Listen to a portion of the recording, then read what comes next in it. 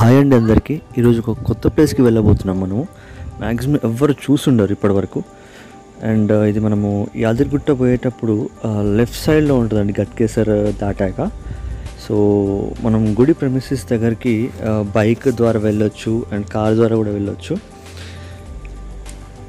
And అక్కడికి వెళ్ళాక మనము ముందటే ఒక చిన్న పార్కింగ్ ఉంటుంది.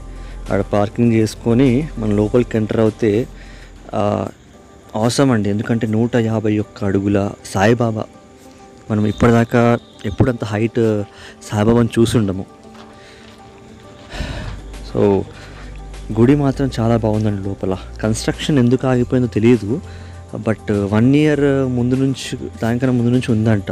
బట్ ఫుల్ కన్స్ట్రక్ట్ అవుతే మాత్రం చాలా బాగుంటుంది. గణేశుడి రూపంలో, రాముని రూపంలో, కృష్ణుని రూపంలో సాయిబాబా చాలా అందంగా కనపడతాడు మనకి.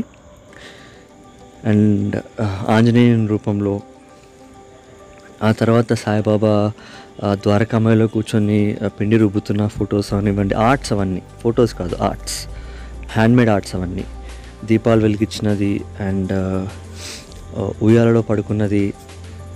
అండ్ ఒక గదిలో మాత్రం పెట్టారు సత్సంగం అప్పుడు, కానీ ఏదైనా పాటలు ఏదైనా ప్రోగ్రామ్ జరుగుతున్నప్పుడు ఈ గది యూజ్ చేస్తుండొచ్చు. సో ఎంటర్ అయినప్పుడు ఉన్న గేట్ అదేనండి. సో అక్కడ నుంచి ప్రకృతిని చూస్తూ, వెనకాల బాబా, ముందు ప్రకృతి, చాలా బాగుంది అసలు. అది ఆ వ్యూనే సూపర్ యాక్చువల్గా. అదే కాకుండా మీరు వింటున్నారు పక్షుల శబ్దాలు అవనివ్వండి, సో సాయిబాబా హైట్ అవనివ్వండి.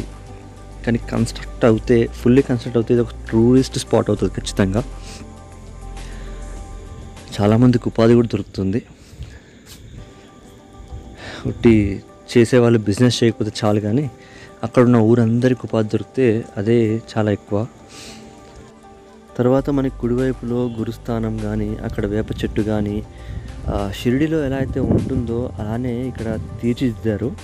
దాని పక్కనే లేండి బాగ్, అలా ఒక పార్క్ లెక్క, చిన్న పార్క్ లెక్క చేశారనమాట. ఆ పార్క్ కూడా చూడడానికి చాలా అందంగా ఉంటుంది. దాని తర్వాత చిన్న సాయిబాబా, చిన్న సైజులో చిన్నది. దాని తర్వాత దాని వెనకాలే ఆ 151 అడుగుల ఎత్తులో ఉండే సాయిబాబా. అసలు ఆ వ్యూ కోసమే అక్కడికి వెళ్ళాలండి. అండ్ 151 అడుగులు భూమి నుంచి, సాయిబాబా పాదాల దగ్గర నుంచి 105 అడుగులు మాత్రమే అది. ఇందాక చెప్పాను కదా, ఇదే అన్నమాట ఆ park view. Left and right సైడ్లో యాక్చువల్గా గేట్ పక్కకి ఒక చిన్న పార్క్ లాగా ఉంటుంది. ఇది కూడా మొత్తం గుడి స్థలం ఇదంతా.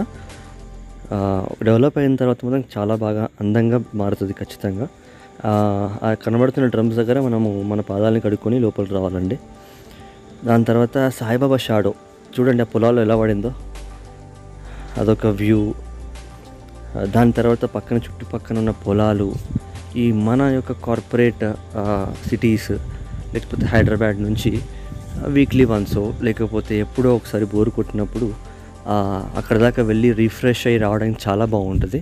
సో యాదగిరిగుట్టకి మనము ట్రావెల్ చేసేటప్పుడు మన లెఫ్ట్ సైడ్లో కనిపిస్తుందండి, మెయిన్ హైవే నుంచి కనిపిస్తుంది మనకి స్టాచ్యూ.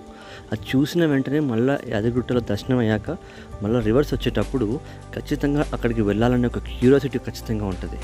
సో అలా వెళ్ళిందే మేము కూడా బైక్స్ పైనే. గుడి వెనకాల కూడా మనకి వ్యూ బాగుంటుందండి.